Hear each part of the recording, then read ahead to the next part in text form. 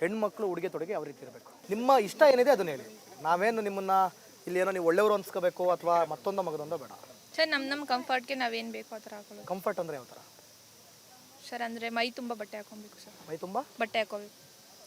ಬೇರೆಯವ್ರು ನಮ್ಮನ್ನ ನೋಡಿ ಜಡ್ಜ್ ಮಾಡಬಾರ್ದು, ಆ ಥರ ಬಟ್ಟೆ ಹಾಕೊಬೇಕು. ಬೇರೆಯವ್ರು ನಮ್ಮನ್ನ ನೋಡಿ ಜಡ್ಜ್ ಮಾಡಬಾರ್ದು, ಆ ಥರ ಬಟ್ಟೆ ಅಂದರೆ ಮೈ ತುಂಬ ಬಟ್ಟೆ ಅಲ್ವಾ? ಇಲ್ಲ ಅಂದರೆ ಜಡ್ಜ್ ಮಾಡೇ ಮಾಡ್ತಾರೆ ಆಬ್ವಿಯಸ್ಲಿ. ಜಡ್ಜ್ ಮಾಡೋದು ಸರಿನಾ? ಸರ್ ತಪ್ಪು. ಯಾಕೆ ತಪ್ಪು? ಸರ್ ಆದರೆ ನಮ್ಮ ಇಷ್ಟ ಪ್ರಕಾರ ತಾನೆ. ಜಡ್ಜ್ ಅಂತಂದ್ರೆ ಓಕೆ, ಬಟ್ಟೆ ಅರ್ಧಂಬರ್ಧ ಬಟ್ಟೆ ಹಾಕಿದ್ರೆ ಕೆಟ್ಟವರು ಅಂತಲ್ಲ, ಕೆಟ್ಟವರು ಅಂತ ಜಡ್ಜ್ ಮಾಡಿದ್ರೆ ತಪ್ಪಾಗುತ್ತೆ. ಅರ್ಧಂಬರ್ಧ ಬಟ್ಟೆ ಹಾಕ್ಬೇಡ ಅಂತ ಹೇಳೋದು ತಪ್ಪಾ? ಸರಿ ಇಲ್ಲ ಇಲ್ಲ ಸರಿನಾ? ಹಾಂ ಸರಿ. ಸರ್ ತಪ್ಪೇ. ಅದು ನಮ್ಗೆ ಇಷ್ಟ ಬರೋ ಥರ ನಾವು ಹಾಕ್ಕೊಂಡಿರ್ತೀವಲ್ವ, ಅವ್ರು ಯಾಕೆ ಹೇಳಬೇಕು?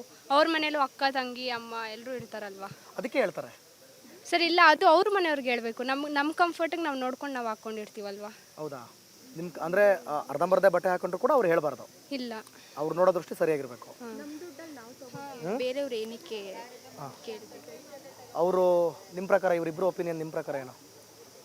ಸರ್ ಏನಿಲ್ಲ ಏನಿಲ್ವಾ? ಹಾಂ, ಸರ್ ಕರೆಕ್ಟ್. ಕರೆಕ್ಟ್. ಇವ್ರು ಹೇಳಿದ್ದು ಕರೆಕ್ಟು. ಹ್ಞೂ ಸರ್. ಮತ್ತು ಅವಾಗಲೇ ಬೇರೆ ಹೇಳಿದ್ರೆ ಸರ್ ಅಂದರೆ ಮೈ ತುಂಬ ಬಟ್ಟೆ ಹಾಕೊಬೇಕು. ಸೊ ಅಲ್ಲಿಗ ಇವರು ಅದನ್ನೇ ಹೇಳ್ದಂಗೆ ಆಯ್ತಲ್ಲ. ಸರ್ ಇಲ್ಲ, ಕಂಫರ್ಟಾಗಿ ನಮ್ಗೆ ಯಾವ ಥರ ಕಂಫರ್ಟ್ ಆಗಿರುತ್ತೆ ನಾವು ಆ ಥರ ಓಕೆ, ಹಾಕ್ಕೊಂಡಿರ್ತೀವಿ. Comfort okay.